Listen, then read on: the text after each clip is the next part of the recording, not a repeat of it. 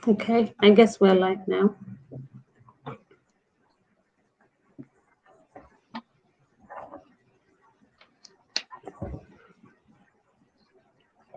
Okay, good evening, everyone.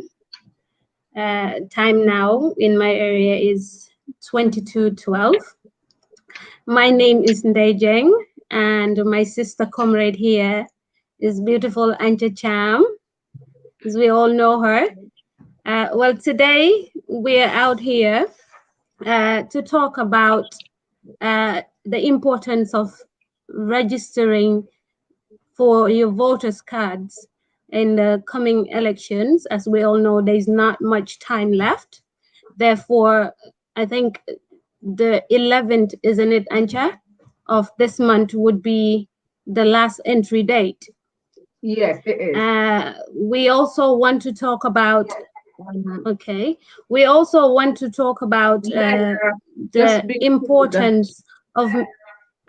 Excuse, I've just been told that you are not Mhm. coming on. So, oh, okay, it's going fine. Am I not It's coming on? okay now. Yeah, it's okay now. You can go ahead. Okay. Okay, I'll take it from the top again.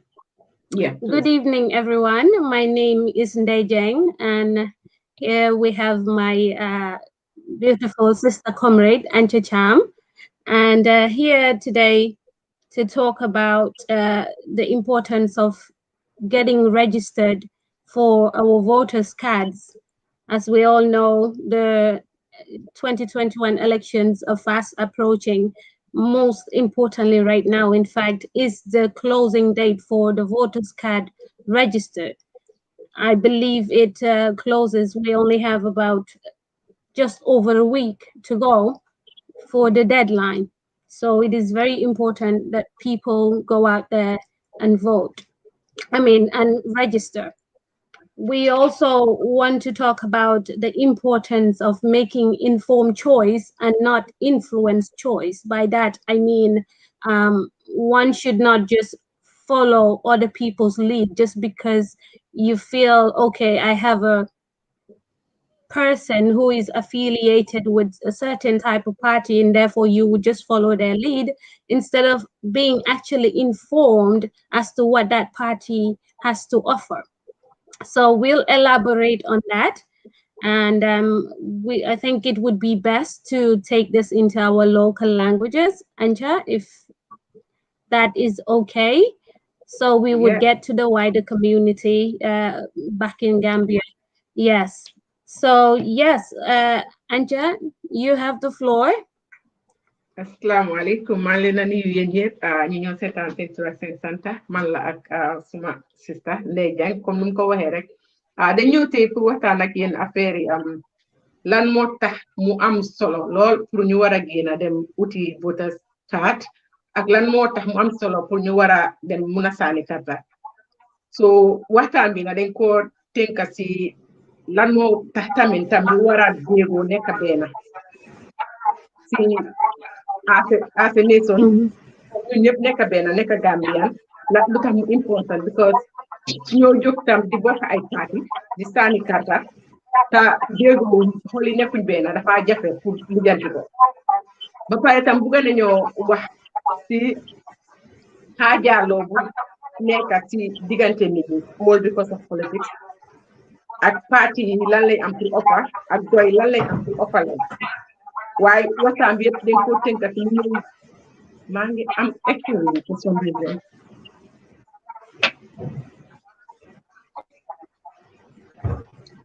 dañ ko tënka tamit Yes, a little fekkee bit, but dañu I can hear programme bi you. wan leen ne tamit am yëpp lu moo am solo ak li moo important tamit yëpp ngeen sànnil doy lu tax ngeen war a sànnil doy back to you Ndeye.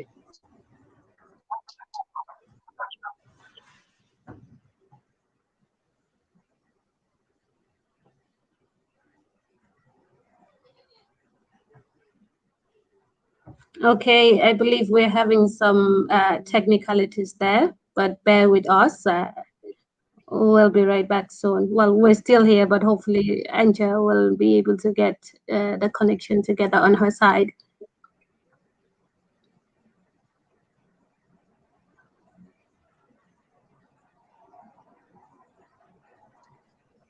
Hello. Yaa ma dégg Ndeye. Yes, I can hear you. Okay. Waaw loolu laa doon wax Wow, ma ne am Bangladesh. loolu la léegi ma delloo la ko kon nga continuer nga start waxtaan bi yow soo ko waxee si English bu soobee yàlla man naa try ma translate ko si Wolof as much as I can and I can remember as well. Wow. Okay.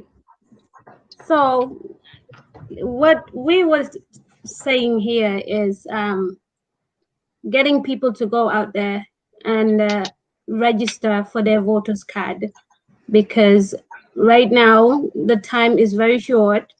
We only have less than a week, as I've said before. The importance of you having your voters card is because that is your voice. That is the only way you can communicate to the government or the people at large, what you stand for. Because if you don't have a voter's card, then your voice is pointless. Now, for that to happen, you must be able to get up and go get registered. Have your voter's card, and when comes the elections, you go out there and vote for the party that you believe would definitely serve your interests and serve the interests of the wider community. Now, people may tend to think, okay, there's this particular party that's going to win.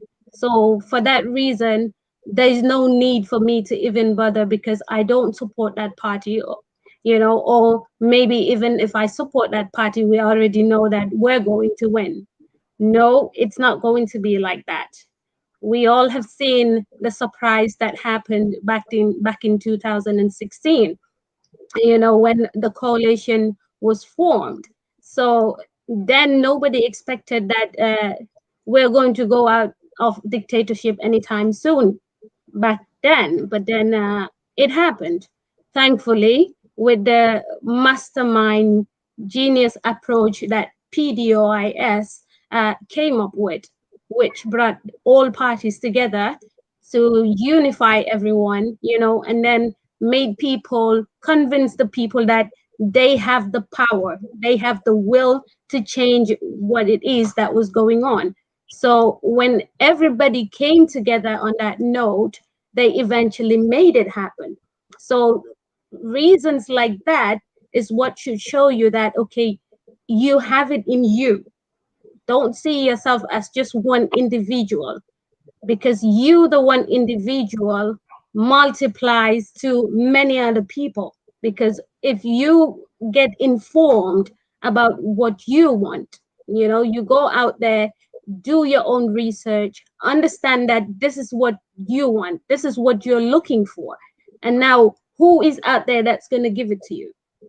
Okay, so if you conclude on that, you will now say, okay, I have concluded that this party is going to serve my interests, serve the interests of the wider community. Then you go and vote for that party, regardless of what other people think, whether that party is the minority or has the majority. So it is definitely important for one to go out there, register, get a voter's card, and then when comes the time, go and slot it where you believe it's going to serve your interests and the wider community. Okay, and do you want to take that in Wolof or? Wow. Lu Ndeye doon wax rek mooy ne like nit ñi dem war a génn dem register, especially yéen mi nekk Gambia, because yéen a amee card bi. Your voters, your voice is your vote. Soo sànniwutee karta, like soo fa toogee nga ne ok man lu Ndeye wax like duma sànni doy because fooguma gaay dañoo win. Yow yaa tax ba doy nekkul di win, because so believe ne yow sa karta bi can effect change. Demal nga register nga votal party bi nga gëm te party yi dañ war a gëstu, ñun dañ war a bàyyi tayal bi. Election dafa important torop si dëkka, because soo gisee ñuy dee toog di am nguur bi nga xam ne dafa toog duñu lijanti, because dañ dee tayal, and then suñ toogee ñu tayal nguur boobu noonu nit ñi moo nekk di jëflanteel ñooñu sawal ñu sànni ko. Dangaa gis ne ñooñu bépp métti bu ñëw si dëkka bi dang see bokka.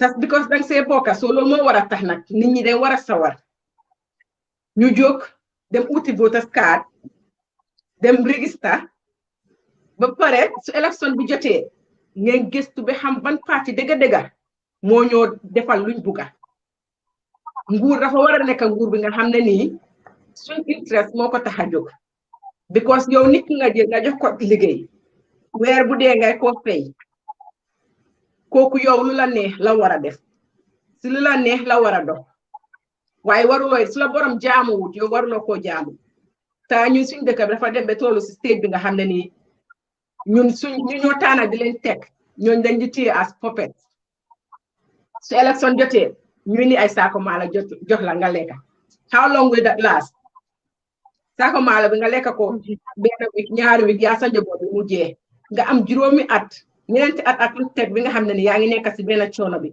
yaa ngi struggle fa naa loolu ñun de war a passé lu léegi as the nation dañ ko war a romba because àdduna bi tollu na fi nga xam ne nii kenn du mun a wax ne xawma ba pare xawma sax like dafa nekkul excuse because message baam fa doy yaaga na moo dem si nit ñi kër ba kër di waxtaan ak ñoom bañ nañ ko ba dañoo def kumbe sax because dañ bugga lu ñoo wax nit ñi dégg ko mun koo digest soo leen registré ba sànni karta jot xool leen parti bi ngeen a sànni seen karta bi su boor parti bi winut yow sa conscience mu clair ne man def naa li ma war because sànni naa parti bi nga xam ne ni dëgga xam naa ne ñoom ñoo am interest réew mi at xaar waaye soo demutee sànni nga ne waaw jaru ko bi moo gën a dangerous because su fekkee ne ñëpp a ngi toog ñu ne jaru ko ñim jaral dañoo jóg ñu dem sànni te ñooñu fu ñoo sànni ndax arrangé na la wala arrangé wu la loolu soxalu leen so na jaral ku nekk nag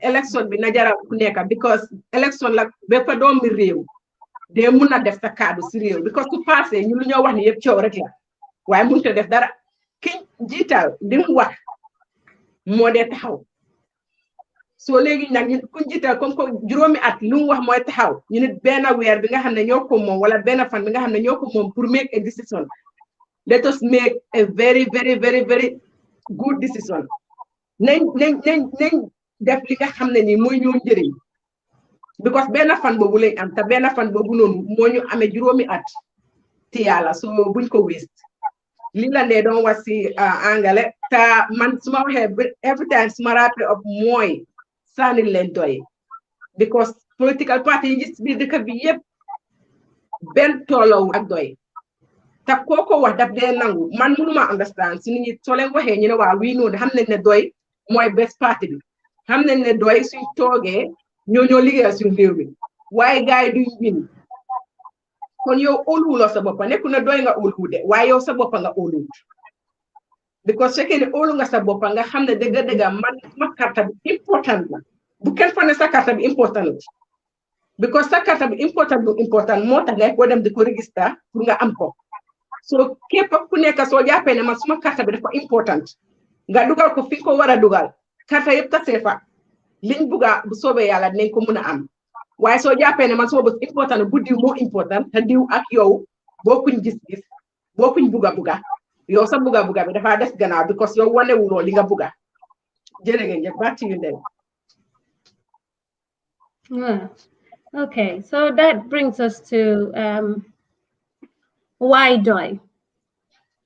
Okay, many people probably say this has become very repetitive. We repeat ourselves all the time. DOI says this, they repeat that again and again and again. But I believe it's very important to be repetitive, especially on important issues that concerns the whole nation at large. And for example, people are going through hunger, poverty in Gambia, corruption, you name it. Now, I'll give an example here. If one is hungry, how would they be in the frame of mind to actually sit down and want to digest what politics is all about? Okay, or even going through the Constitution to learn from Section A to Section B, what is there that covers them and what doesn't. So therefore, it is important to have people like DOI because they are out there and willing. they are very tenacious, right? For them, it doesn't matter how many times they repeat themselves, right? Because we want people to get the message. We want people to be well informed so they know where they stand, so they know what it is that is due to them. Because until you know, then you're living in ignorance of what even favors you, which is at your own detriment. Then people fail to realize that politics may be something that is of not of much interest to everyone, but it influences our lives greatly, because whatever we do, it is all surrounded or engulfed, I would say, within politics. It influences our life in all areas, you have to say. So for that reason, I think it is very important that people open up their minds and understand that joy is out there for one reason and one reason only, and this is for everybody to be able to have a sustainable living, for everybody to have that sense of security that you belong to a nation that is there for you, that you collectively work and do things together. This is the approach that joy is going with. Now, if people think, okay, if this is the approach, like every other party would claim that, okay, we want to make sure we give this out to people. So therefore, that's the saying that every party would claim. Fine, that may be what every party is claiming. But is it something that we have seen in every party? Okay, I can freely and clearly say that it's something that I have seen in DOI, because they have been consistent from day one in what they say and what they do, which is why they wouldn't really care if they have to repeat themselves all the time. And that's because they believe in what they're giving out. They believe that this is a system or a structure that, when put in place, it would be for the benefit of all, not just one particular group. So for this reason, it's very important for people to understand that and know that it is solely to benefit everyone. So yes, Anja, you can go take that a bit in Wolof, maybe. Well, yeah, thank you, Ndeye. Jërëjëf, comme li nga wax la, li nga wax ne like comme benn wax bi la ñoo nekk di bay di bayaat. Soo gisee ñu nekk di bay di bayaat, because li nga wax ni ki fekkee dégg ko, jëfewu ko, foog nga nekk ko di waxaat. Because fekkee ne depuis doy commencé di wax li ba léegi nit wane nañ ne ñoom understand nañ dégg nañ li ñoo wax, gaa yi koo jëfoo, fooguma dina necessary pour ñu ko nekk di repeat. Ba pare répétition bi tam mu nekk li nga xam ne ñu bari mënuñ ko, because li ñu wax daaw bu déwénee di change ko kon doo mën a repeat. Waaye li nga wax fekkee ne yaa ngi ko gëm mu nekk si yow lu mu yàgga benn wax bi nga dee waxaat.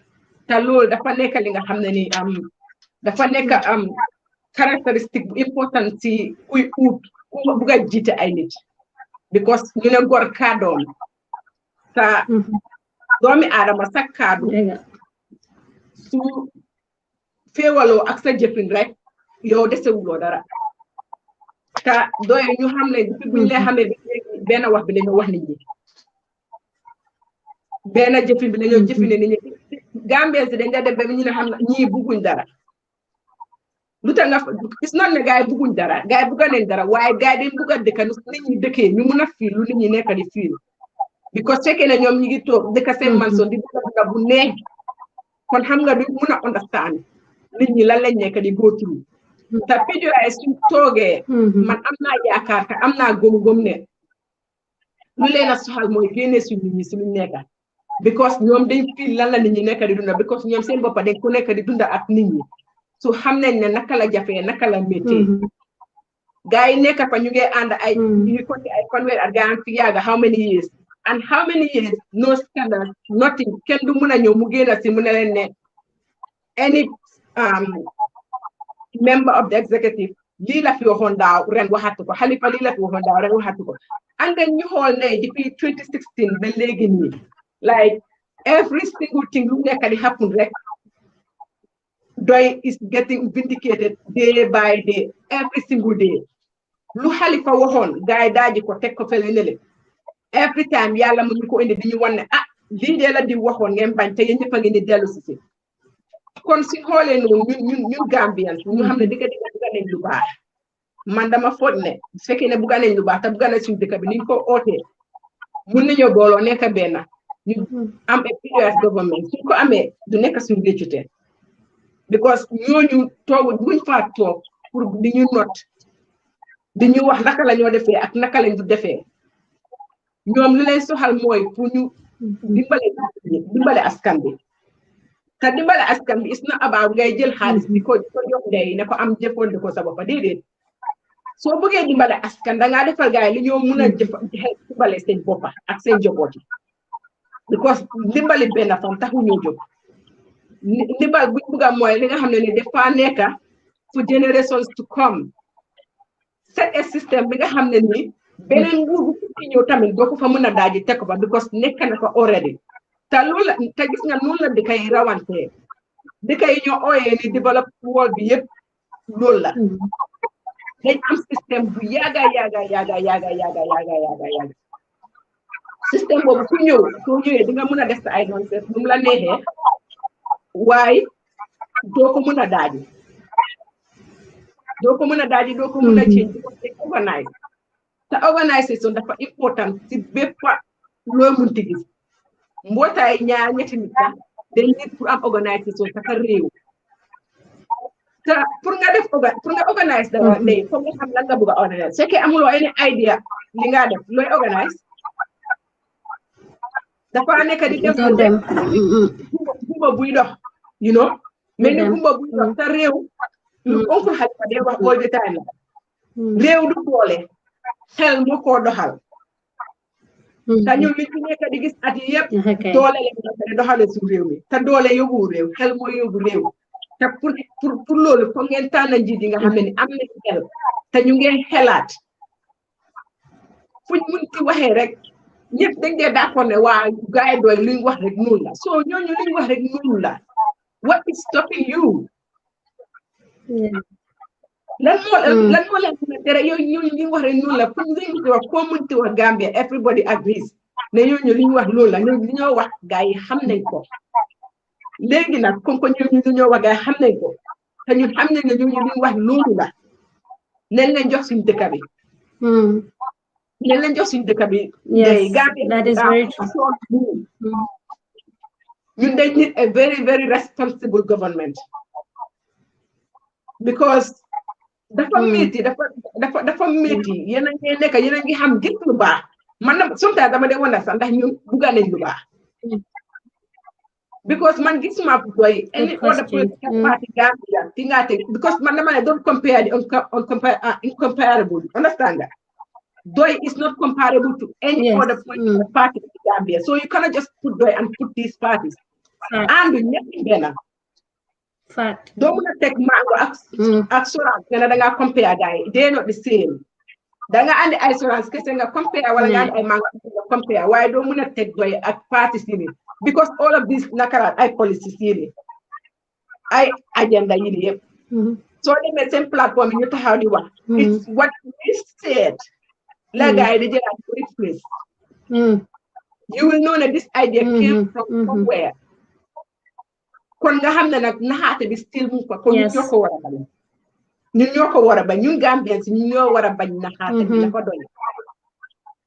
dafa doy te ñun ñëpp suñu xamee lu gën si ñun ko doy is the party suñu xamee lu gën si ñun doy is the party doy like lépp lu ñoo doon ak lu ñoo wax every time is just about what is going to uplift our lifestyle for the better. Why? Absolutely. That's very right. You wax naxaate dañu indil benn ci ñu lekk ba suur tasaaroo yow soo ñibbee sa kër amuloo fa benn ci boo lekk borom si ñibbee këram continuer di lekk ay ganaaram soo ko gisee ngay ko jaamu ba kañ te yow yaa ko teg yaa ko expose to that luxury because képp ku fa toog bi nga enjoy luxury bi ñun ñoo la expose to it because yow kenn you cannot afford it kon doo just doon yaakaar ba pare yàpp ñu loolu jawab yaakaar ba pare yàpp ñu loolu lañu nguur yi de def dañu yaakaar ba pare ñu yàpp ñu soo ñu ñoo ko mën a def ñu ne mbéju kanam dëgg borom la. moo ko fajal boppam. Hmm. Enough is enough. moo ko mën a fajal dañ boppam jël moo dëgg. ut suñu vote kaadi dëgg la. sànni parti bi nga xam ne nii ñoom ñu ñoo leen tax a jóg ku sa bopp tax a jóg nga dem ubbi sa dëgg la. business make money Mhm. waaye bul use nit ñi pour nga Mm. better sa life nit ñi di gën a sona. Thank you, Ndeye.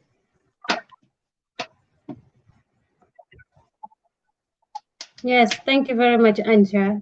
Thank you for that wonderful elaboration on what I said.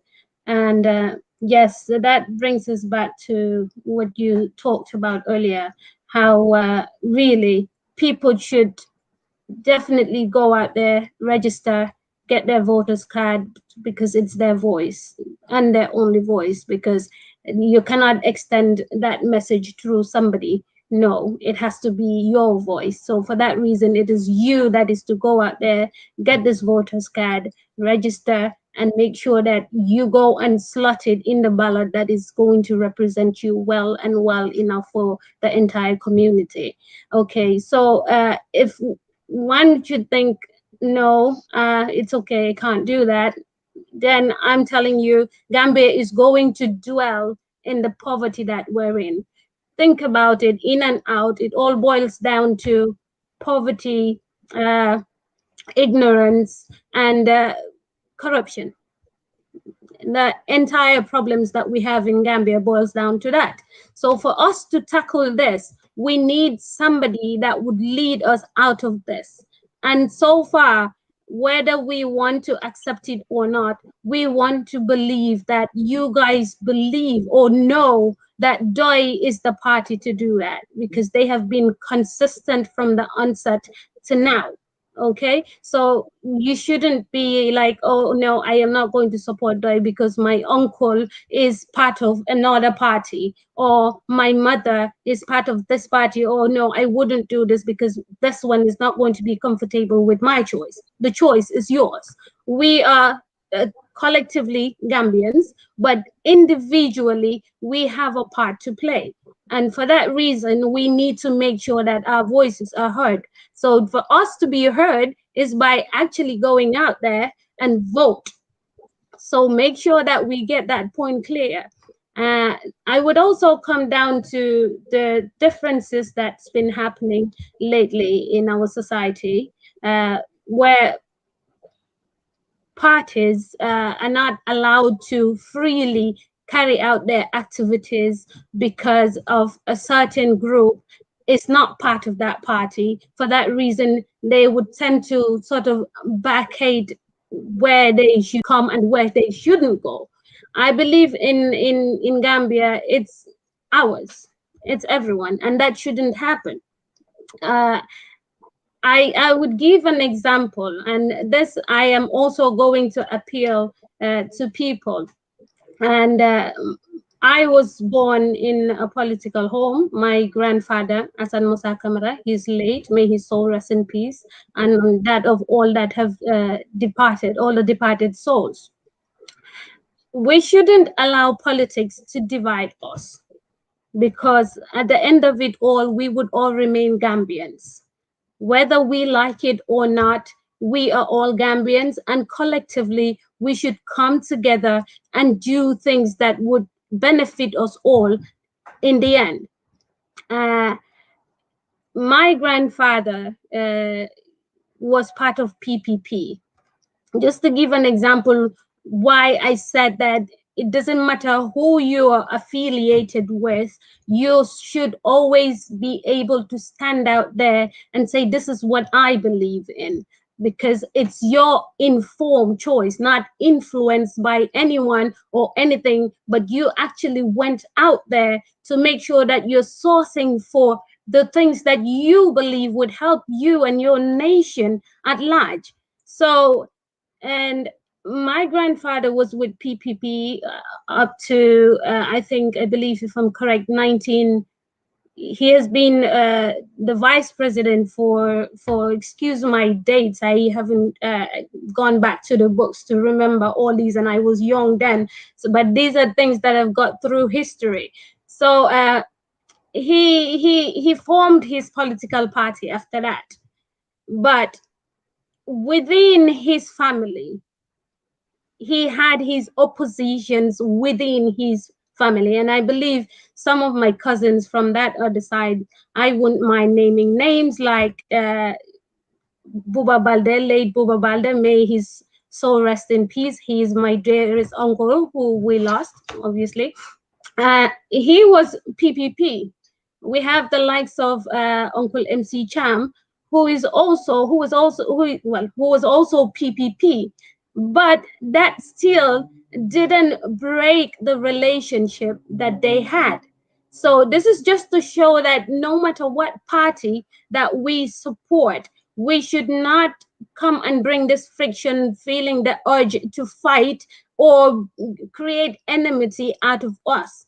It is not right at all, because then what we're doing, we're just going to bring chaos in our own country, and we would all suffer it together. I remember when Sadao de Keraba Jawara, my granddad was on his dying bed. They have been opposition for God knows when, but before he died, my grandfather has been lying there, and sick in his dying bed.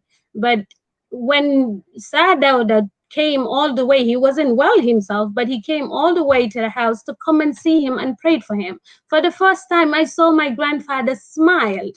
So that should show us that, okay, it's politics. After all, we're all Gambians. So why are we holding on to the grudge, which I think we shouldn't at all? It's not necessary. Time comes, we all have to do what we are rightfully to do, which is to vote for the party that we believe in.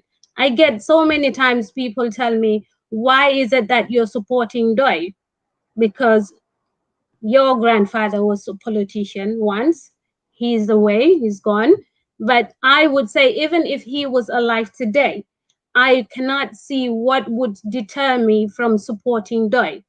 There are so many qualities that I saw in my grandfather that I have also seen in the Doi party, which is what they're disciplinary, they're consistent in things. So I know for fact that there is no way, and he was that kind of person that he was going to tell me, no, don't do that.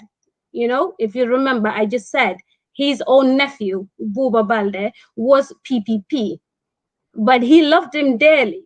That was politics. Aside of politics, family matters comes.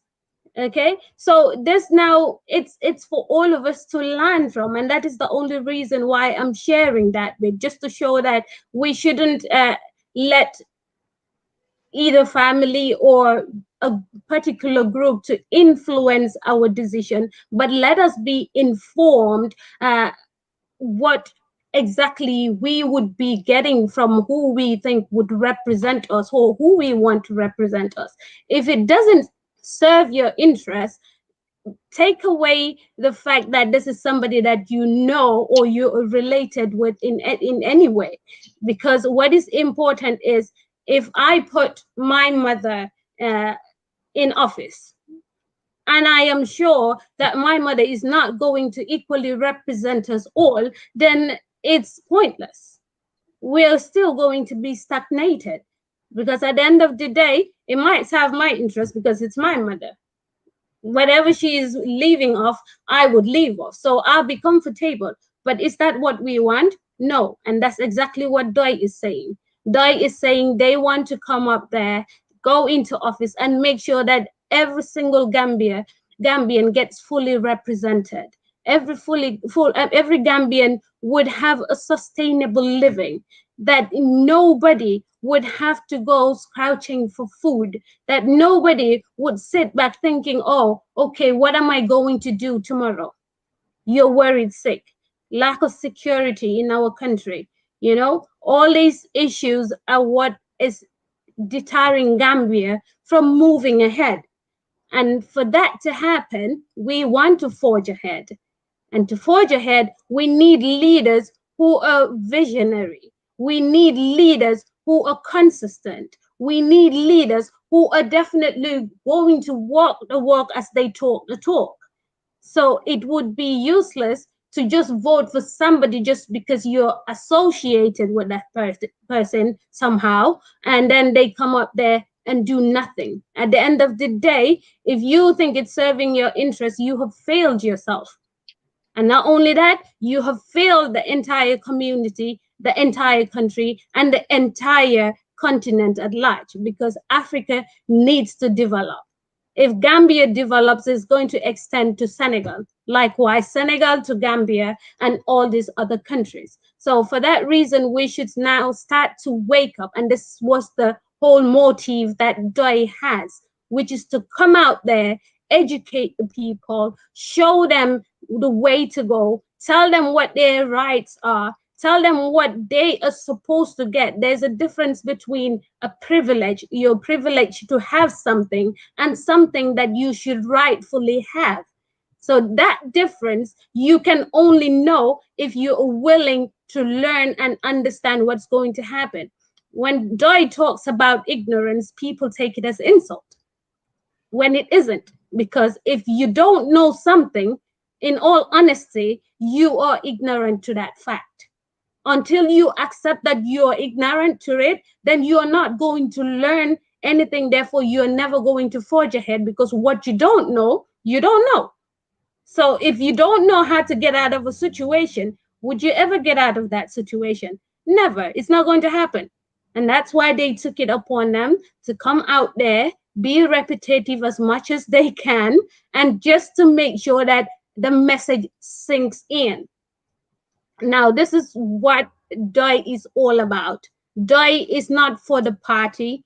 DOI is a party in just the name, but it is a movement that is out there to make sure that it is a shared living for everyone to have a peaceful life, a sustainable living. Every Gambian would be comfortable. I'm not talking about riches, all that is possible. But when you're doing things, do them accordingly. If you want things to be done in accordance, you know, fair enough. You don't know, make sure you get people that are going to lead you. And now we don't have to do all that for us going to looking for people to lead us that would lead us to that, because we have DOI. And from their inception, this is what they have been doing, which is why it doesn't matter to them how long it's going to get them for this message to sink in. They are definitely out there to make sure that they are giving it out freely without a cost. So yes, my dear sister, you can take that on. Hello, Brother Bakari, welcome.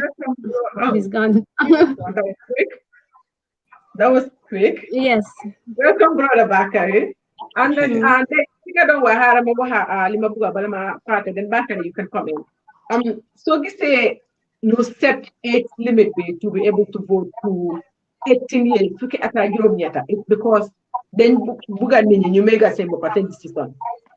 Because that at moving on the morning at the Hamnemi, your Manga, Munga decide that's a papa. So you think them that age.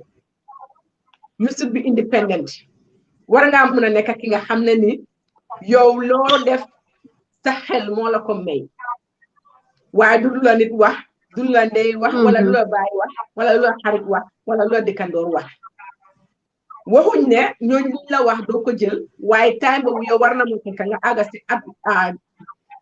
time bi nga xam ne si yow liñ la wax yow war ngaa mun a am toog xel bi nga xam ne di nga toog nga xelaat ñi liñ maa wax ndax yoon la wala du loolu ñi liñ maa wax ndax yoon la wala du yoon dafa nekku time bi nga xam ne yow da ngaa toppa fuñ ne jaara nga jaar koofal nga koof taxawal nga taxaw jonkona nga jonkon loolu mag bu am xel du doxalee noonu te yow sekke nga ne dem nga ba nga mag nga ba nga àgga nga si at yooyu noonu foog naa ne war ngaa mun a méegal sa parce que own décision te ñu dem ba egsi si ay saani karta ngeen nekk ci kër yi ñëpp ngeen dëkk fa ku si nekk am nga sa xeli boppa ni nga xelaatee yow xam nga lan moo baax xam nga lan moo bon not necessarily ne ñeneen ñi dañ bon waaye ku si nekk am nga li nga gëm nit doomi aadama da nga war a am gëm-gëm te soo amee gëm-gëm fo naa yéena yaa ko war a saada sa boppa suma papa parti bi la moo support comme sa story bi nga wax rek laay people think ne okay yow lii nga war a ànda because yow lii nga fekkat mbaa politics du dee demee noonu bokka leen kër xam nga moo tax dañ dee wax ne bokka ndey ak baay bokka lal bu ñoo fanaan la ku nekk soo eewoo rek nga dem sa yooni bopp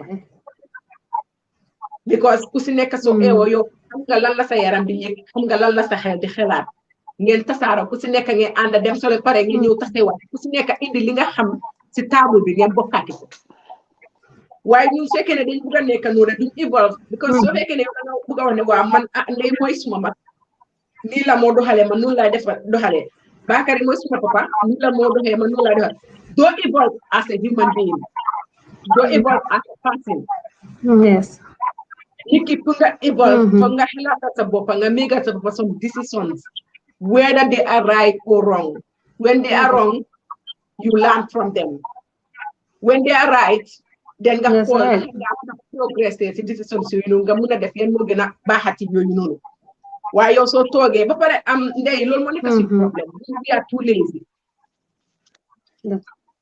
we are too lazy to even research we are too lazy pour ñu gëstu affaire yi waaw Bakary moo ñëw mu ne daf ñu bugg a ñëw jiite suñu fii xool naa ko ndey de mu ne ku baax la loolu baax na doy na ma si yow you don't want to know more bugguloo xam anything about kooku ñëw ida kooku ñëw na wax na la lum laa wax yow loolu doy na la si yow bugguloo seetaat si dara te gis nga am na yenn place képp koo leen tànn pour mu jiite leen yow nga jël sa right because that presidency is our right yi ku nekk la every Gambian la if we forfeit that right ñu jox ko kenn nit kon dañ ko war a jox ki nga xam ne am nañ yaakaar ne dinañu ko sàmmal ñu ko buggee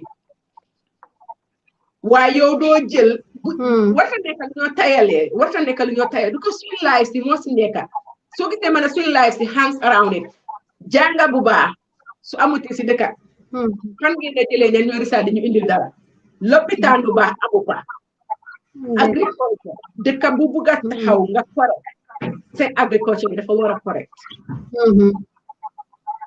loolu nekku si dëkka bi and then the list goes on so many things nga jël ko nga xam ne lu yëpp kii lañ bugg a pour mu doxalal ñu ko kooku loolu soxalu ko yéen ñëpp ngeen toog because state house bi ñi ñëpp lañ faa ñu dugg a toog biir kër sax soo gisee muy am ji yaaya papa doom yi ku mag ñu ne la kii mooy mag lii because dañ dee bugg a def yi mu organise dañ ko war a coordination dafa war a am si lu nekk bi fa lu doomi aadama di def dafa war a am coordination dafa war a am kii moo war a nekk fii lii la war a def te lii lay expect from moom te dafa am pour deliver président dafa am pour deliver it's a must it's not negotiable it's not about su buggee wala bugut non by force la mu mun ko mu def ko mu abal morom ko mun mu toog fa so suñ toogee dañ war a toog ñu ne neen ñu xam ne you know what lii is not neexalante du affaire yi neexalante du affaire yaama neex su jotee nga def ko sa own personal private business loolu sa problème la waaye li nga xam ne ñu ñëpp ñoo ko bokk yaama neex dafa yee te lii muy ay njiiti réew ay yaama neex family friend la ñoo bokk xeet suma xariti papa la suma xariti maam la ñoo bokkoon koñ bu amut si solo li si am solo mooy ñu tànn ki nga xam ne ni kooku moo ko yelloo kooku moo xam lan la moo def kooku nit ñi ñoo ko soxal because yaama neex bi soo toonee ku la neex nga teg ko fa su fa toogee ba mu gis boppam yow du la gisati te dañ ko dee gis muy am and people feel disappointed waaw daf ma jàm fa ñu dañ close woon suma xarit la woon defoon na ma lii defoon na ma lële no because tànnuloo ku fit pour that position te any place soo ko tegee ko xam ne feesu toogu bi xol bu jeex rek nga si dee jëlee toogu ko fa teg fa ki nga xam ne ni kii fees na toogu bi xam na lu moo def te ñëpp xam nañ ne Gambia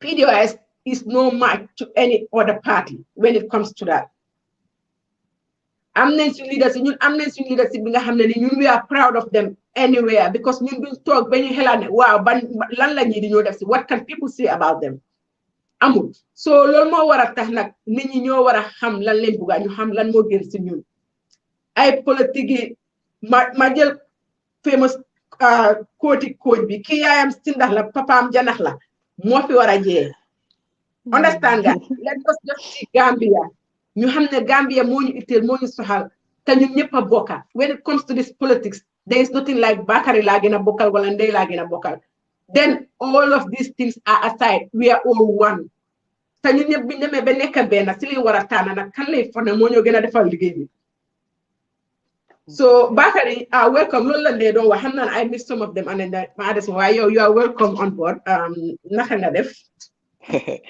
thank you very much Hincha duma wax Hincha parce que tur bi moom boo bale moo gën a yelloo sant bi man doon follow programme bi dama sàcca nag ñëw liggéeykaay bisu ma tuuti ma ne xaram ma ñëw contribute rek di rafetlu seen programme bi ak tamit di gën a kontaan because this is PDOIS ñu bari dañoo ne yéen few people la ñoo gis ñuy wax dama leen dee ne xamul leen ñun what we have within and what we are capable. So pour man is quite pleasant pour gis léegi sister si ñu ngi ñëw di wax di contribute and doing a great program. Unfortunately, sister Ndeye drop na. In fact, one of the things lu ma gën a tax ma bëgg a dugg si programme bi dafa war loo xam ne dafa tax suma xol bi. And I think we Gambians need to remember and appreciate luñ am parce que gis nga so fonkut li nga am rek ak li nga moom ak li nga doon rek keneen ñoo ëppala si xaale grandfather yàlla na ko yàlla yërëm te xaare ñu mooy Mama Musa Camara suma baay ku bokka suma yaay ndeya baay moo nekkoon chairwoman bi in ñaani ja so su ñëwoon suñ kër la moo dal then nga am PPP like the likes of Uncle Oje ak ñoom Sadawra suma beneen anti suma first cousin moo nekkoon seen chairwoman bi. And growing up, that's the kind of political atmosphere sila mage. And guess what? Gis nga su jawara waroon na ñëw luñ dee tooñante hay suñ reyee nag bi duñ la jox tànka wala duñ la jox béjjén wala duñ la jox génn. And I remember this thing benn time Mama Assane Musa dafa ñëwoon suñ dëkka gaay rel ko xar so suma baajen wax suma beneen baajen mi ne duñ la jox si yàppa bi yoonu wala duñ la yekkal benn cin xam nga xale rek so gaay fees yàppa bi ak everything bàyyi ko si gannaaw ñu ñëw enu béjjén bee tànka yeneen yàppa yi rek dem si gannaaw àll bi dem lakki ko so gaay dañu ut si dëkka bi but these are the kind of society bu ñu xam Gambia waaye what I've seen lately especially ñun new generation bi and social media is not really helping because Gambian bi kenn mënut a wax ne man laaluma beneen xeet man pol la kuñ ma tuddee soose la am na ay jarbaati soose am na ay jarbaati joola am na ay mbokka in anywhere so suñ politics nañ ko gën a rafetal and man I couldn't be proud of my party and I couldn't be proud of my leadership because ñun lu ñoo wax ak lu ñoo def yëpp is Gambia first soo gisee ñu ngeen ne parti bii nii o soo gisee ñu ngeen ne UDP NPP PDOIS Gambia dafa am te ñun yëpp dañ amee collective responsibility to make sure maintain nañ da Gambia maintain nañ da relationship buñ am ñu preach ko ñu make sure ne am na but soo gisee recently luy happen in Gambian social media nga gis luy happen in Gambian politics it's not looking good and I hate to say this am na ku ma toogaloon in 2017 this person told me something and I'm seeing those signs and it's not looking good so party leaders yi not about ñun doy rek because ñun doy ku ñu xam rek jaama nga ñu xamee ku ñu xam rek about love for country la but yeneen parties itam need to step up in fact our president himself need to step up ñun ñuy wax ci political atmosphere bi we need to step up because luñ dee wax rek balaa nga ate xee ate xula moo gën a yomba yaa ngi understand ñun yëpp benn ting bi lañ jublu waaye soo gisee man tey ma feetoo doy yéen ngeen feetoo doy dañ ko gestu seetlu ko yow yaa ngi toog Angleterre maa ngi toog Angleterre maa ngi toog Sweden ñu ngi ok but soo gestoo political parties yu nekk Gambie yëpp nga gestu seen leadership yi ban tey political party ak ban leadership ngay génnee Gambie nga ne bii su ma ko indee Sweden dina doxal Sweden wala bii su ma ko indee Angleterre dina ko doxal Angleterre there is only one party which is the PDOIS. And in fact, in here in UK, we have that connection. Mission leaders, they came to UK and helped the Labour Party to campaign. So, even in the West, the leadership qualities, using leadership, and they have been shown and they've been appreciated. So, lolo mota Gambians di dañ wara legi set li nga xamne mo gën ci Gambia gi comme ni ngeen ko waxé fi ni it's not about ne ki laa gën a jege wala kii suma mbokk laa ci demee noonu look for 56 years courant bu correct sax mënuñ koo am for 56 years nit ñaa ngeen naan ndox boo xam ne sax kaas bi moo ko gën a light and all that Gambia waroon naa weesu fii nii dëkk bu ndaw la dëkk bu neex a develop la waaye xam nga lan ay di problème is leadership te soo ut party leadership ak soo ut any good characters yi nga need si leader go and look at the PDOIS leadership saa yu ñu Gambia oowee ñu soxla ñu uyu we don't even wait for that xoolal crisis yu am fan yi ni yëpp or the last years in Gambia ñun our leadership hold the Gambia when it was at a very crucial stage during the impasse kenn deyut kenn ñàkku si bakkenam count how many people has lost their life depuis 2017 to now from the Fraba incident to the Kanilai incident to all those incidents. So really, when Gambians get our leadership is not just a leadership being they are competent when things are okay, but during crisis also we have that mental strongness being so we can sit down here and talk, we can talk for you disagree academic on why take Gambian book konkong holam nga laajte ko mu wax digganteem ak yàlla nga ne ko tey soo supportutoon parti bi nii wala soo farlutoon si parti bi nii which party would you vote for or which party would you support or which leadership would you have running the affairs of the country?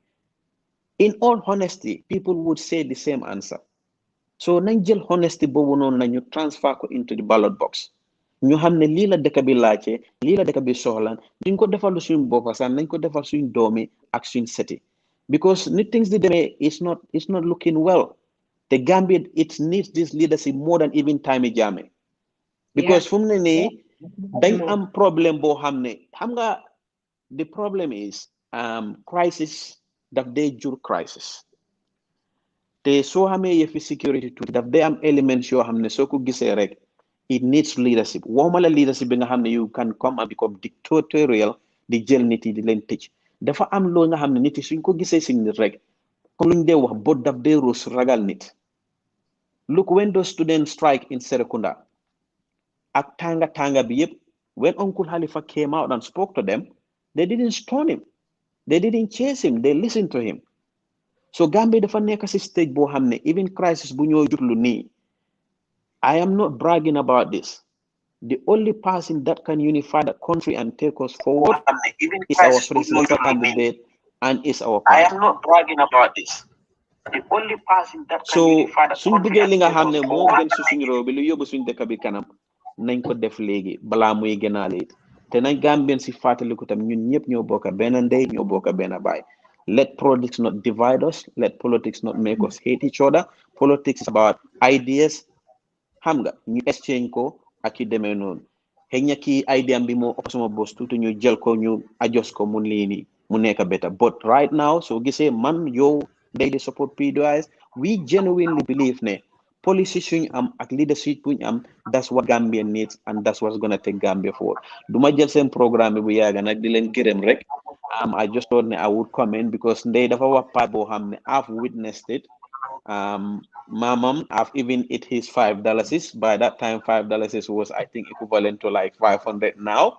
And those are the kind of politics in hamne sila mage and lola Gambians who were fatale kuwat.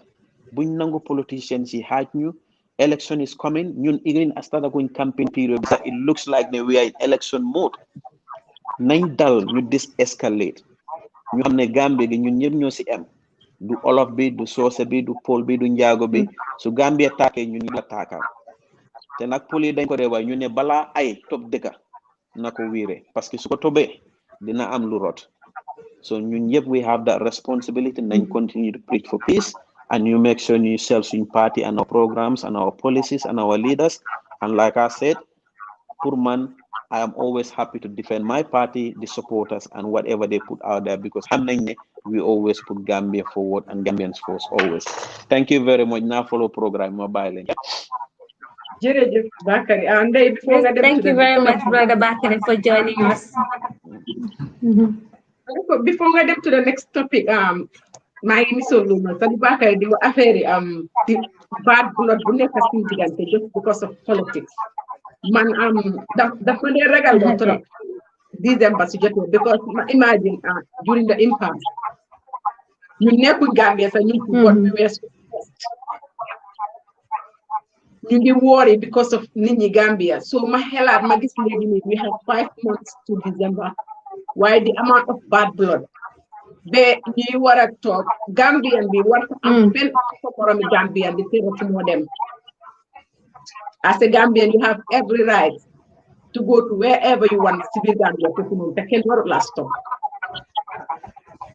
c'est que yaa ngi commit crime police yi loolu responsibility police la waaye yaa ngi romba as a citizen ma ne kenn war na am right bu feel ne okay this party ñoo dominate area bii ni so we will allow any other party to make it or yeneen party toog di saaga a whole tribe just because of politics te Gambia bi nekk loolu la tey bi nga xam ne ni ndey benn kenn du mun a ñëw mu ne man suma xeet bi raxul kenn doo dee dem faasa yow sa bopp la day njëkkee xool ne man maa ngi ni suma doom yi lële leen wala man maa ngi ni suma force code ci lële leen so fon naa war nañ leen demee ak xel torop sax ñu xool naka la ñoo defee because ku si nekk soo gisee parti bi nga support ko because yow fon naa ne da nga am di belief ne yow parti bi nga support ñoo yóbbu dëkk bi kanam even though some of these parties xam naa ne gars yi seen nit ñi mënuñoo jox because xam nañ ne bitim loolu mu ngay ñëw waaye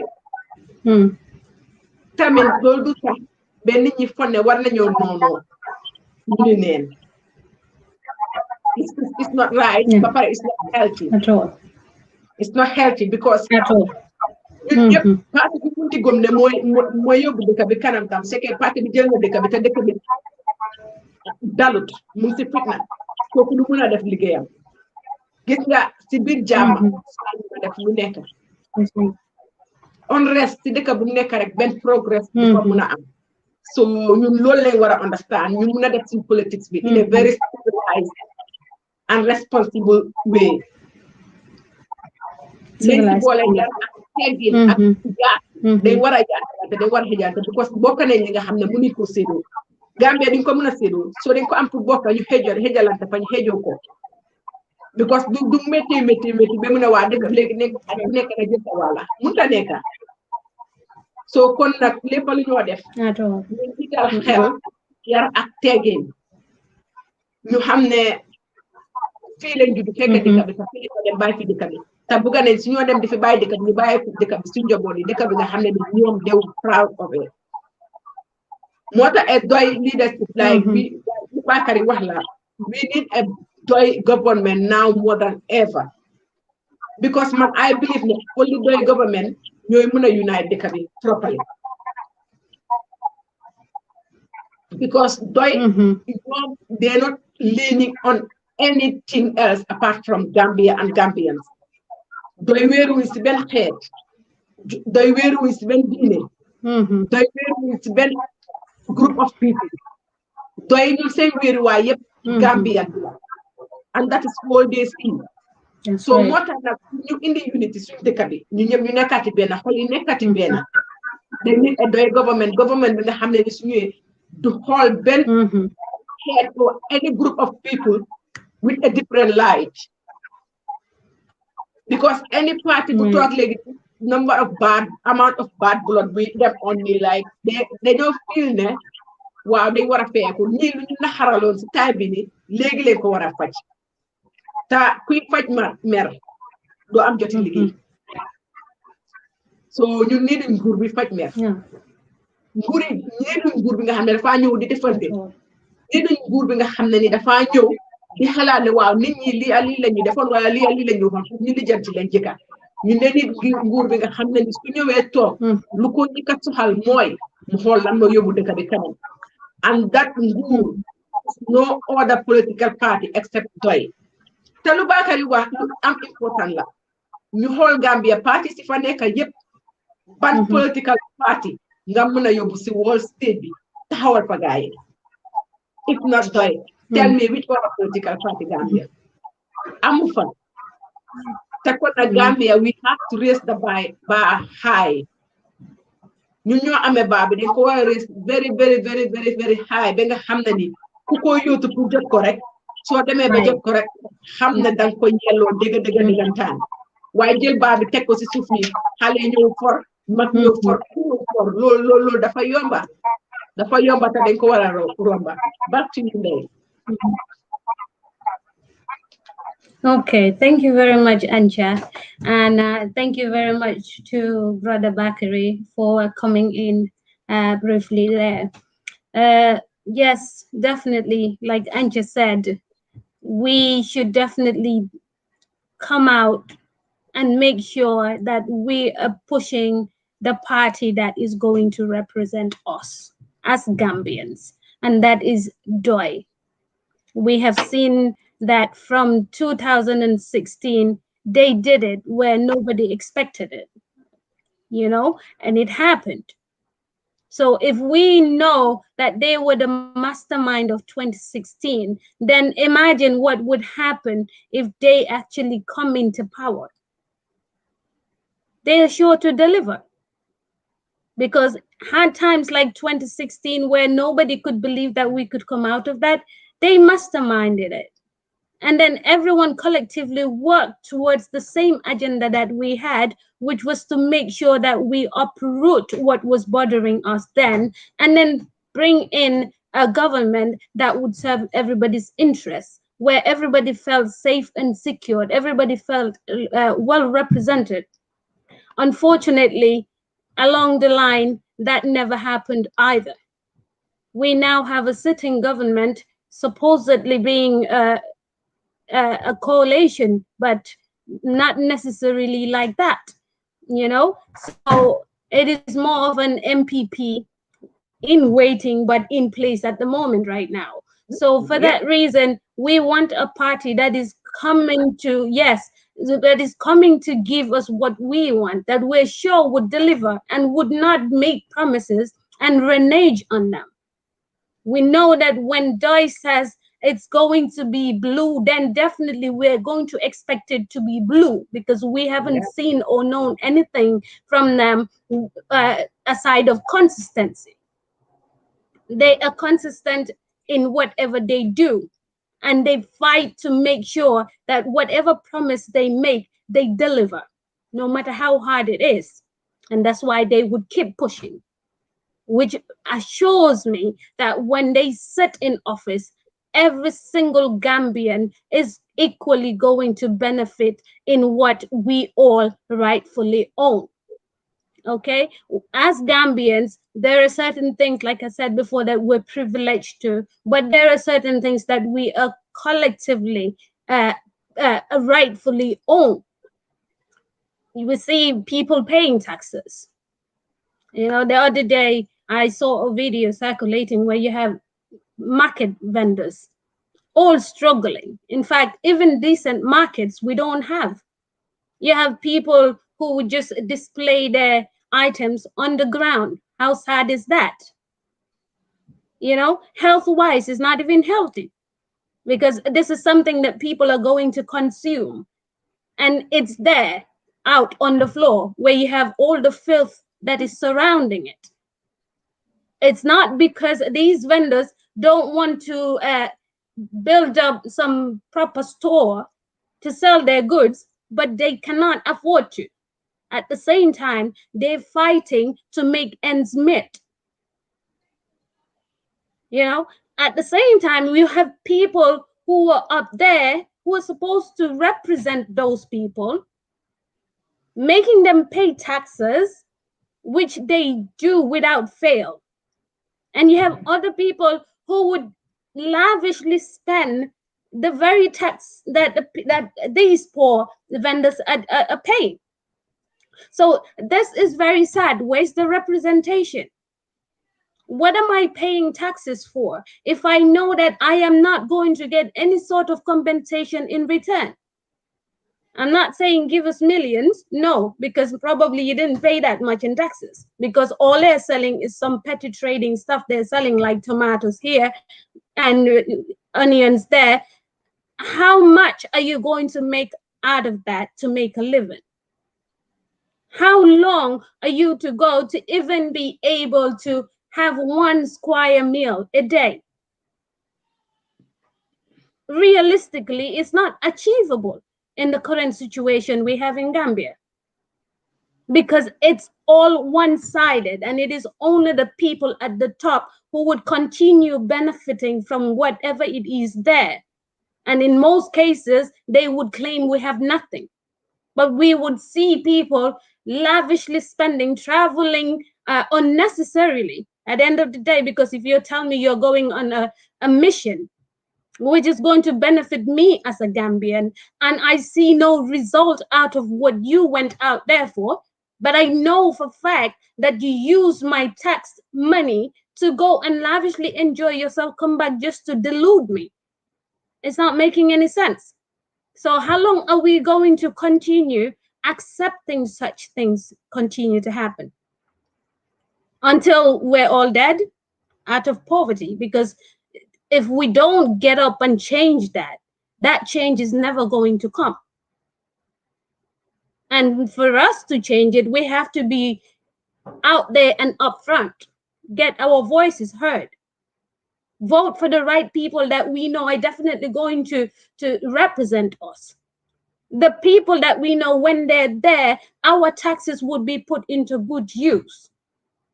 Those taxes would yield us as a Gambian something, at least a sustainable living. I think that is fair. And that is what DOI is offering you. I am pleading to everyone, okay? Some of us are out here in Europe. We may be struggling, but still we're 100% certain that we are far well off than some people who are down there in Gambia. So for us to come out here talking, it's not just for us, it's important, because I want my kids to go back to Gambia to be able to live a fruitful life in Gambia. I want Gambia to be developed as the most developed country in this world.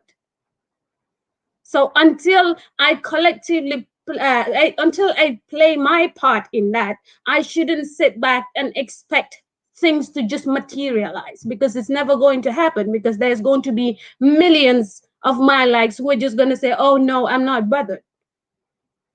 So until we actually are bothered about the situation, we're not going to change it. And for us to change it, we have to be all upfront out there, make sure that we're showing these people who are going to lead us that we mean business. We're not going to allow somebody to just say, oh, I'm going to do this. You have to show me track records of how capable you are.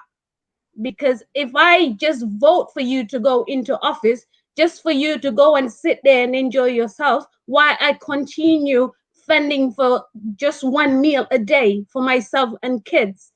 And as we know, in Gambia, it's not like in Europe where you just have a family of 3, 4. No, we have extended families.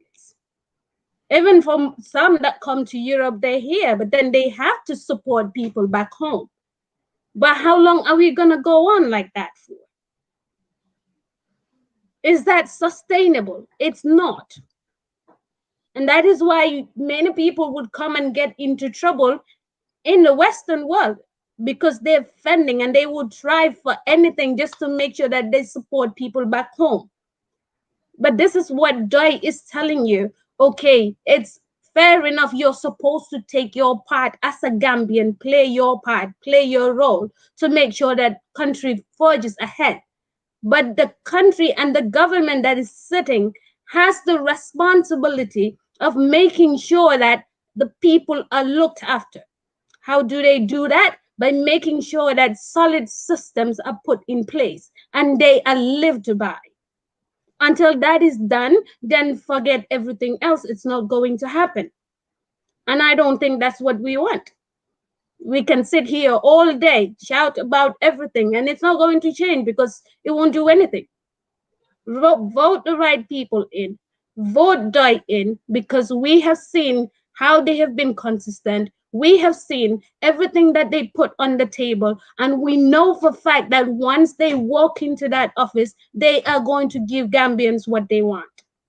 So I am urging everybody to please go register, get your voters card, come December 4th, slot it in the box of PDOIS.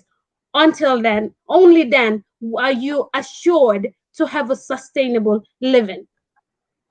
Besides that, you don't want to do anything of that sort, rest assured, Gambia is not going anywhere. We're going to be stagnated. We're going to remain where we are. We're going to be crying forever. Till doomsdays come, nothing is ever going to change. So this is why we are out here today, not to force anyone, but to reason with people, amongst ourselves, to understand that we have a collective responsibility to make sure that we're vetting our leaders, to make sure that our leaders have what it takes to actually lead us out of our misery. If we fail to do that, we can forget about development. We can forget about having a square meal a day and know that we are just continually going to die of poverty and ignorance. So, my dear Ancha, you can take on that. Yeah, I'm not solo. I just couldn't nationally remember some of them. While it was here, I'm not solo. I'm the magic see vendors si market be suñ yaay suñ sister si nekk si marché be di dem liggéey pour lu ñoo añee si dee bi, you know, it is so sad nga dem nga xool ñooñu suñ xëyee every day la ñoo dem liggéey pour keroog bés boobu la liggéey ñu ñoo denca amuñ ko sax ñu ne ngéej lu ñoo jaay bés boobu noonu mun a am bi dem tuddal seen njaboot bi. So gars yi nekk fa nga am nguur bi nga xam ne ni they just don't care right now for na xam na ñëpp si xam Barrow mu ngi demoon umra ak délégué tam so gars yi dem umra ñoom ñëpp dem foofu noonu nit ñaa ngi si biir dëkk bi yaa ngi romba lopitaan bi next door dara nekku fa understand nga so loolu moo war a tax ñu war a tax ñi am si interest ak maire yi nekk fa ñu ngi fay tax li ñoo jaay bari na bariwul ñu ngi fay tax understand nga so yéen ngeen jël xaalis bi di fay tax xelaat leen anything loo leen a def pour gën a développe gars yi yombalal leen seen li ñoo liggéey ko jël di ko spend unnecessarily because dem di ñaan li fa ñaan sax du jàppa because you know why yàlla bugul kenn kuy not doomi aadama te yaa ngee not nit ñi sa nit ñaa ngi sonna ñu ngi torox ngay jël ñooy seen xaalis nga ne yow dangaa def umra la fa ne loo fa ñaan dina am loo fa ñaan dara luy jàppa because that money c'est ko ne sa xaalis si bopp bi nga moom la sax yàlla lu ko doon gënal mooy nga jël ko nga jox ko nit ñi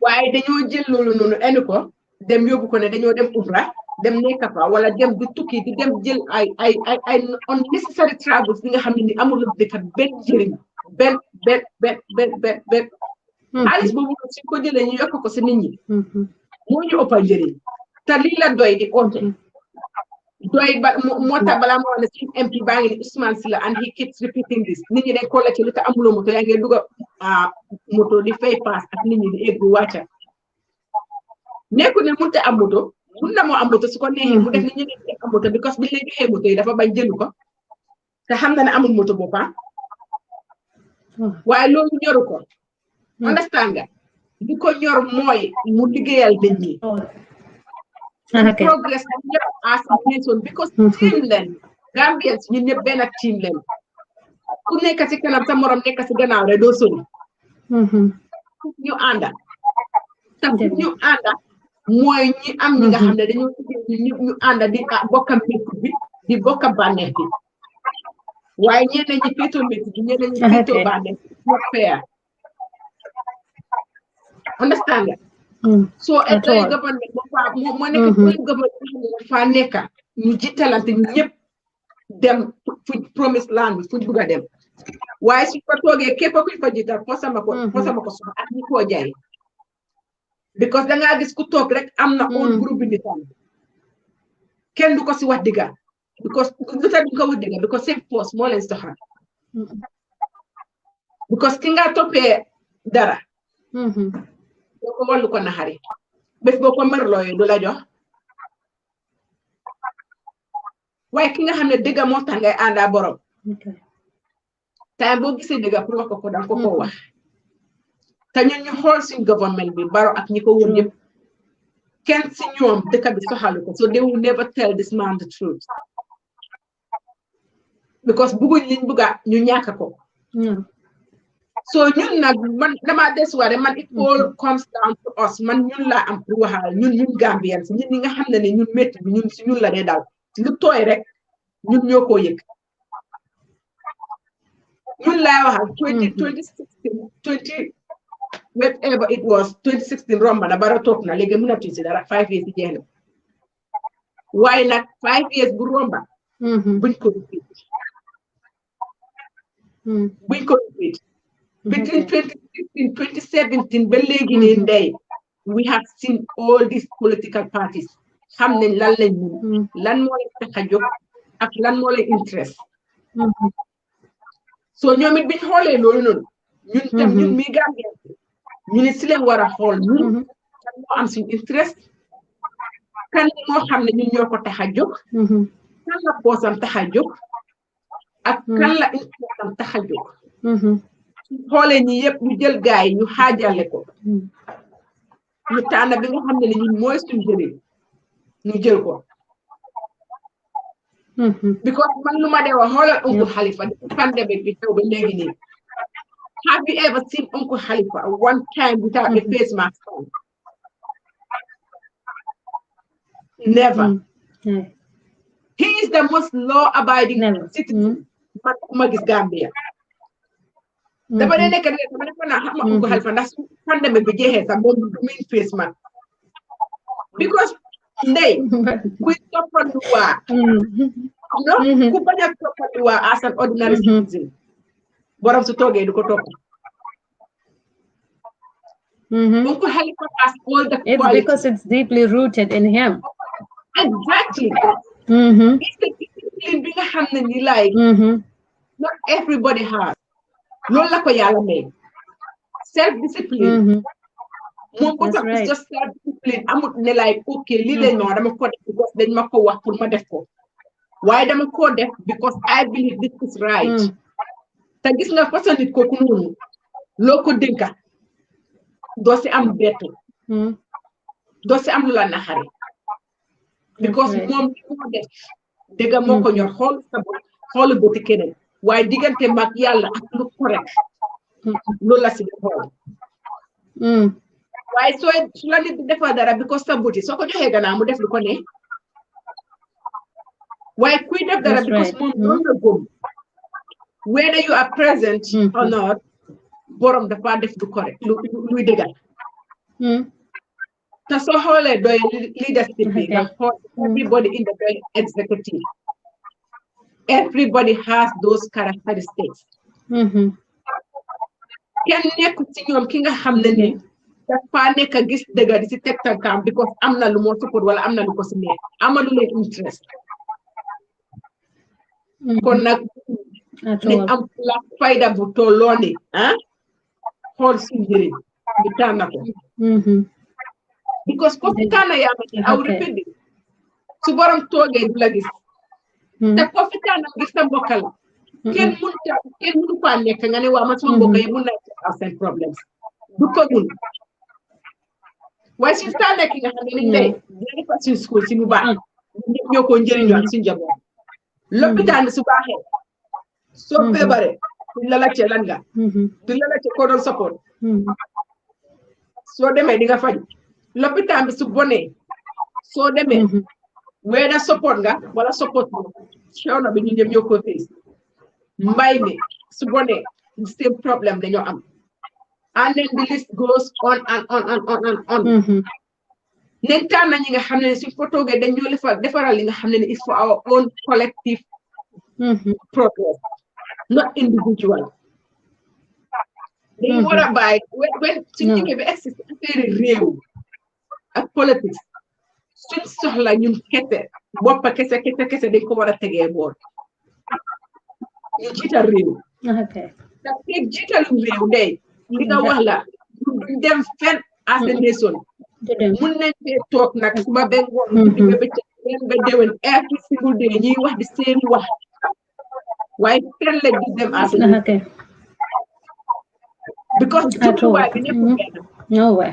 yéen ñi su ne àndee ngeen ne nga war a dem benn place ngeen ko taawoo doo leen gaaw a éga wala li ngeen a uti bu gaaw a sotti because foog ngeen xaarante soo nekk jéem a ànd nekk benn si ko doy ñu xam ne doy ñu am suñu interest at heart ñoom Halifa nit ñi nekk naan ñi bëgg dara gars yi bëgg nañ dara de xam nga lan lañ bëgga suñ jaama te fo naa ku la bëgga sa jaama da nga ko war a jàppale sa jaama bi mu mun a ñëw That's right.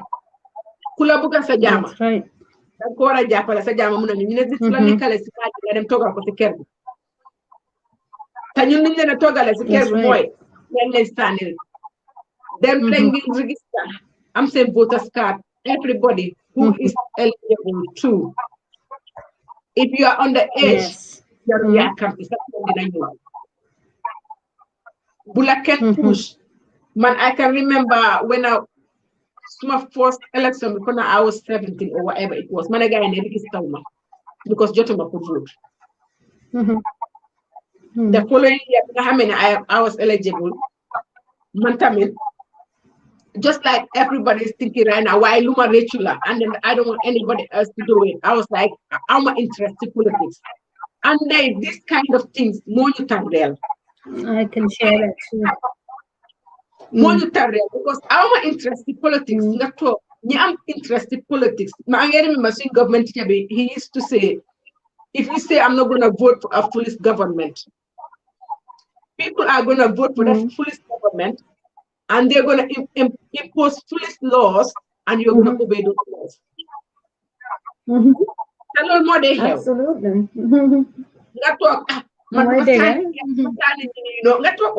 That's your problem.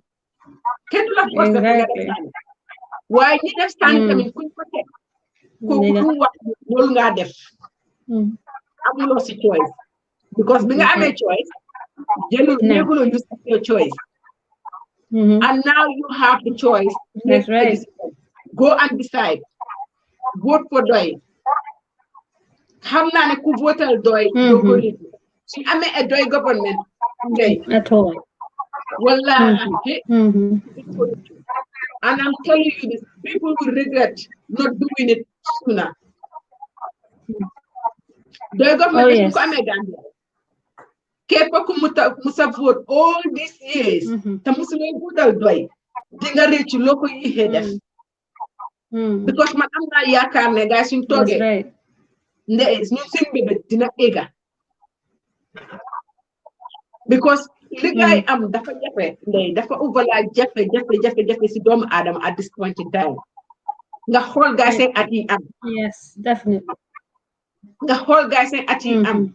The self-discipline, the consistency, definitely, the integrity, the honesty, the comportment. Nga xool Halifa doo musa gis Halifa bem wax bem mer soo ko laajtee question bu tontu la lu la tontu and then that's it. He never loses his cool. He never loses his cool. Xam nga am façon boobu no as your president ki nga xam ne ni waxtu si lu nekk xelam la moo jiital xel dafa important si doomi aadama de lépp li nga def xel dafa important the moment nga jiital sa xel bi rek sa xol bi daf lay toog mu relax waaye sa xel bi soo ko jiital rek daf wel sa xol bi mu take over sa xol bi anytime mu decide la bi decide anything because xol bi mooy gis lu ko neexal lu ko naare xol bi mooy gis lu di def lu la naxari mu react to it. So we don't need a reactionary president. We need ki nga xam ne action lay def. Why you only react to what people say. You only react to lu nit ñi def. You only react to lu nit ñi wax. Moo tax su gaa toogee ne waaw doy waxuñ li doy waxuñ li non. Doy duñ toog di xaar nit ñi wax leen lan lañ war a wax. Su dara xewee gaa dañu toog xool bi am na solo wala amut solo ndax war naa see wax wala waruma see wax borom kër du lu xew sa kër rek nga génn si wax déedéet ministre wax so just because nit ñaa ngi wax ne doesn't mean ne doy dañ war a génn wax so loolu ñu war a xool ñu xoolaati ko ñu seetandi ko ñu xool lii ban façon nit leen so man daal lu ma wax nit ñi danaa ko continuer pour Gambia bi dem kanam pour ñu progress as a nation. PWS is the answer. Anything else, I'm telling you, it's a complete waste. Yes. Anything other than PWS is just another barrel. Come or even worse than barrel in waiting. Because barrel munanyone mupato dara safuko dara sohaluko. Why nekupa the henna tek fit why am na yeneen political party yi nga xam ne nañ fa nekk ñu ngi def lu baro di def yëpp nii yokk si leneen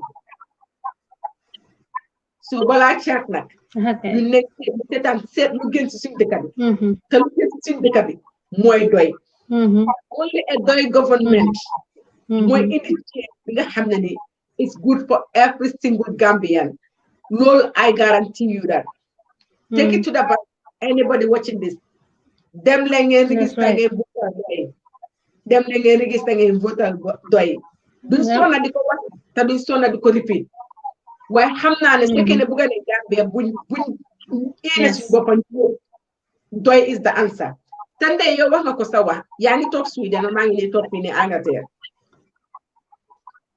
suma feebaree lopitaan jaaxaluma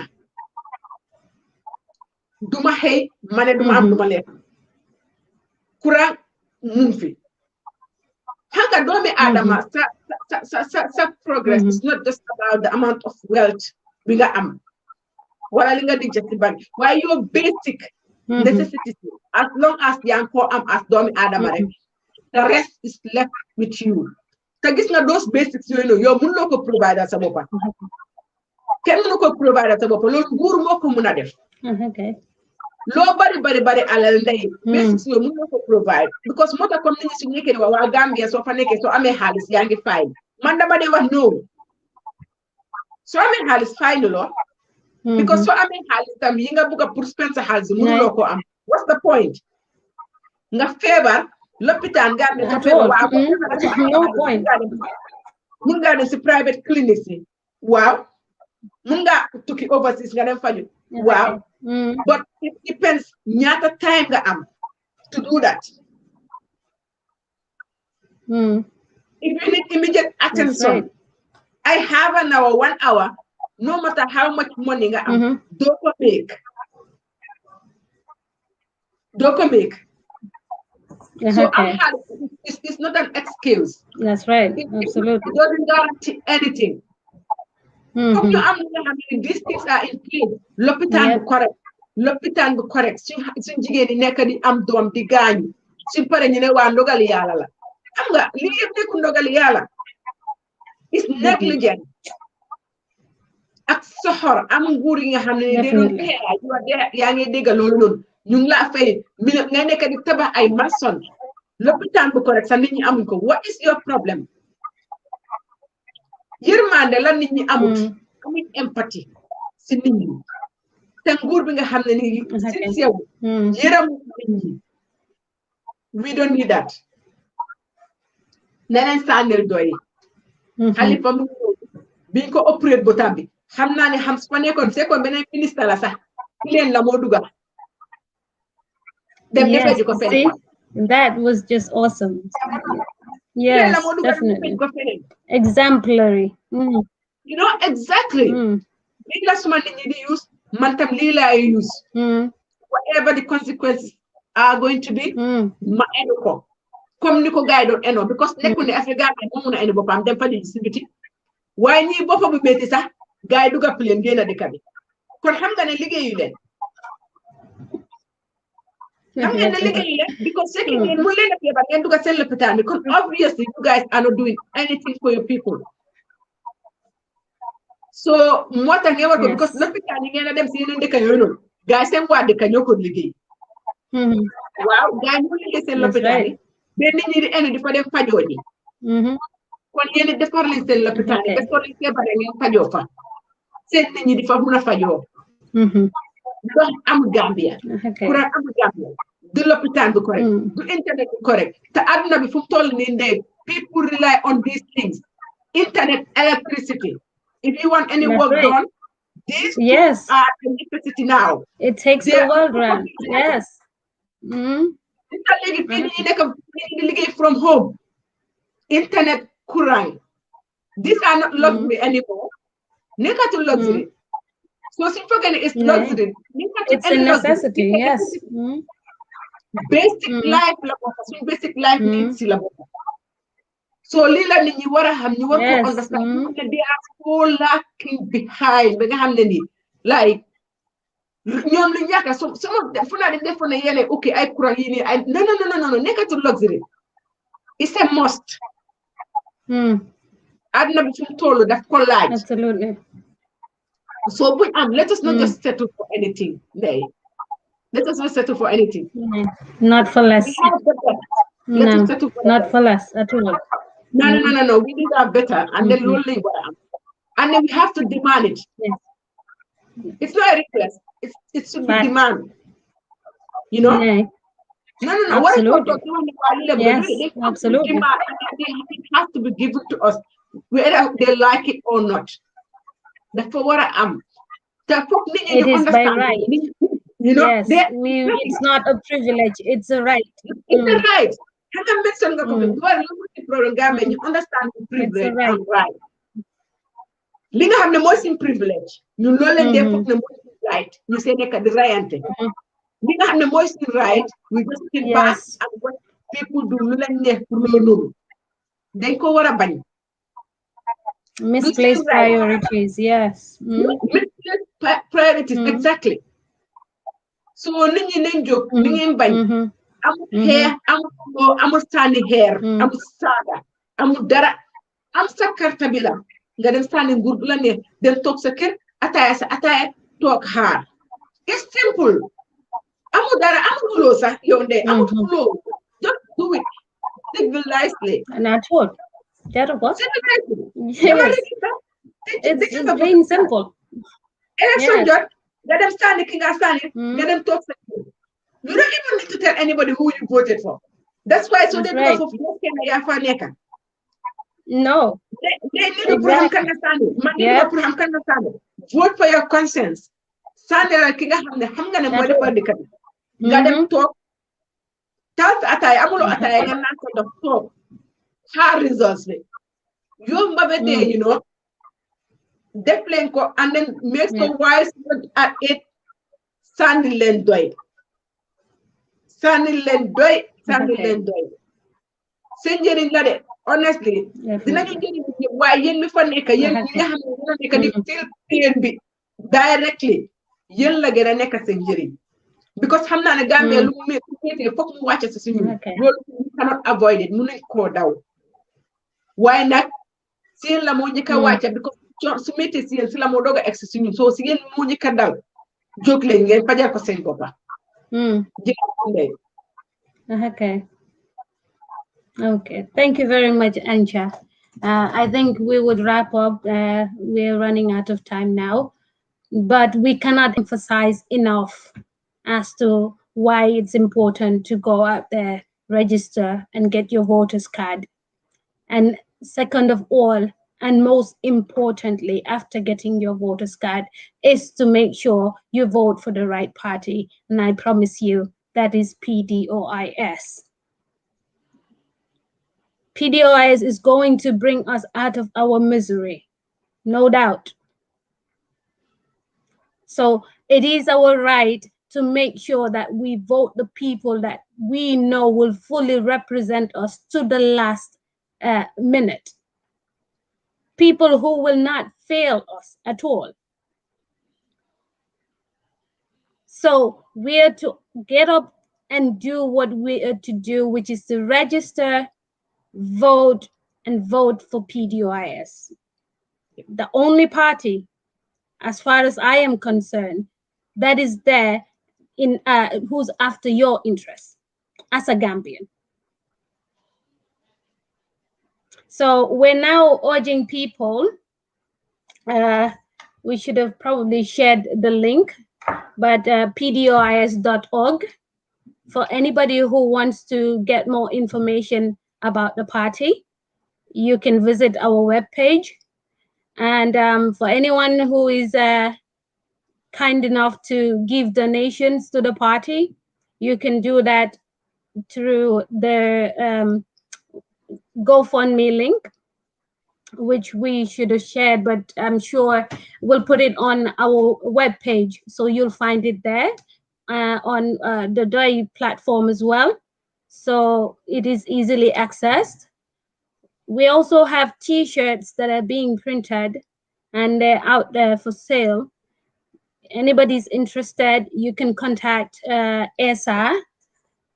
And also, let me get the names. I think Sami also has them. Sheikh Njai also has them. So Mr. Suso, Fai Suso as well, Anja, if I'm correct. So Yes. they have they are the ones to contact for these T-shirts and mugs as well, all printed, ready to go out there.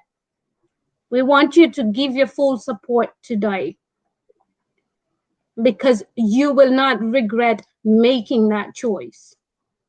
It is the sole decision or the sole choice that is deterring you from your dream of living a sustainable life in Gambia as a Gambian and everybody else that is in Gambia.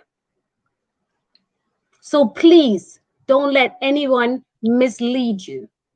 Don't follow anyone. Be informed. Only through getting information, being well informed, can you make the right choice. For that reason, I would refer you people to go and look for the Gonga. It has been circulating for a while now. And of recent, we have also released the transformative agenda. Some may be able to get hold of the hard copies. But once you go to the website, you would get links and you can contact people in the administration who would guide you as to how to access these hard copies. For those that that are on the what you call it, PDOIS platform, you can contact well, those that are not on there, I mean, can contact Sheikh Njai, I think, Anja, if I am correct. Yeah, and I think Ron should have ideas. And who? Brother Ron Baji. Brother Ron, yes. Okay, yes, Aruna Baji. Okay, and they would be able to direct you as to how you can lay your hands on them. That being said, and Brother Asan Ture as well, and Brother Asan Ture as well. I think he too will be able to direct people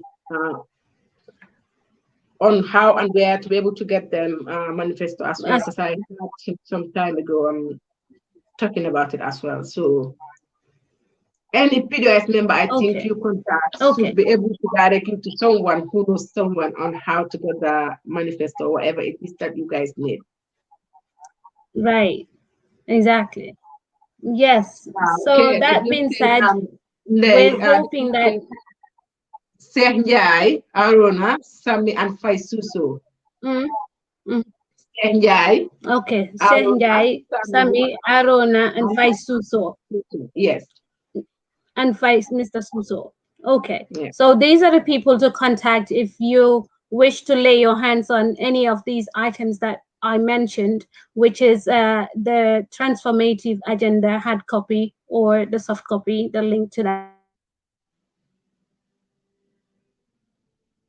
And mugs, the T-shirts and mugs as well. So yes, feel free to do that. And again, we're pleading with every one of you guys to take your time, go through this manifesto and be informed. Be informed. Only this way can you make a change, you know? So I thank you guys very much. And I thank you, Sister Anja, for definitely what I would call a successful update, I hope, with our people.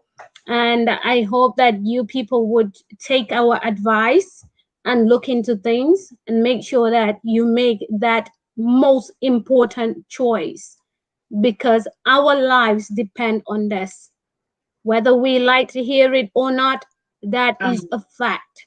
If we fail to take the right decision, make the right choice, yes, we are definitely going to fail. And we don't want Sorry that. to comment, Yeah. sorry to comment just like that there. And then also for the mosques, for the PDIs That's more, okay. yeah, they can contact SID Mhm. as well. He has some mosques for anybody who is interested in having our PDIs logoed mosques. Thank you. Right. Okay. Okay. Awesome. Well, thank you very much, guys. Until we come your way next time, please go ahead and do exactly as we advise, which is to go look into this information that we gave, the transformative agenda, the soft copy and the hard copy, the gonga. And if you wish to donate to the party, please go through the link or the PDOI's account information if you have that. Unfortunately, we didn't put that link in here, but next time we come your way, we'll definitely do. But in the meantime, you can just contact any of the PDOI's Euro branch committee, and they would be able to help you out as to how to go about this. So we thank you all for watching. And yes, thank you very much for your time as well. Anja, do you have any last words to say goodbye to our people? Well, the link has just been shared for the paper link, and then for those who want to donate as well. Awesome. Lima mujhe wax rek yeen ñu do sétane moy ne nañ yobu message bi nañ ko yégal ñu ko xamné they were able to watch this Facebook live na nit ñi génna dem register dem sànnil doy dem da ngeen sànnil doy we can say honestly we just cannot see it enough. So génna la ngeen dem register ngeen dem sànnil doy for a better Gambia. Ba pare ngeen the party doy is a political party bi nga xam ne ni we are waiting for any businessman kuy war a sponsor party bi because you want something in return. We don't want to be a government bi nga xam ne ni we have to pay back people for their support. More that it is a Gambian based support bi nga xam ne ni ñun supporter si party bi ñoo ko sponsor ku si nekk li nga am ak li nga mun.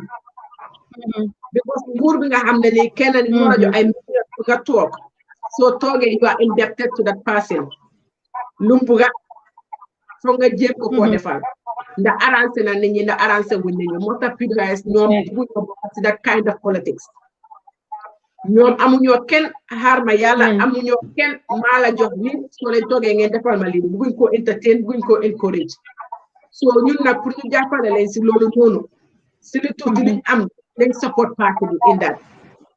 They have been managing with that for all these years. And all them that I continue. So get us like a support party in cash, in kind, in however way the family you want to Japanese party. Get a again therefore. Thank you very much, Ida. It was indeed great to share this platform with you. Okay, thank you. Yes, on that note, yes. Same here, same here. Thank you very much, everyone. Again, we will just leave you with this. Do an make an informed choice rather than an influenced one. With that, we'll leave you guys and have a very good night to you all. Okay, then. All right.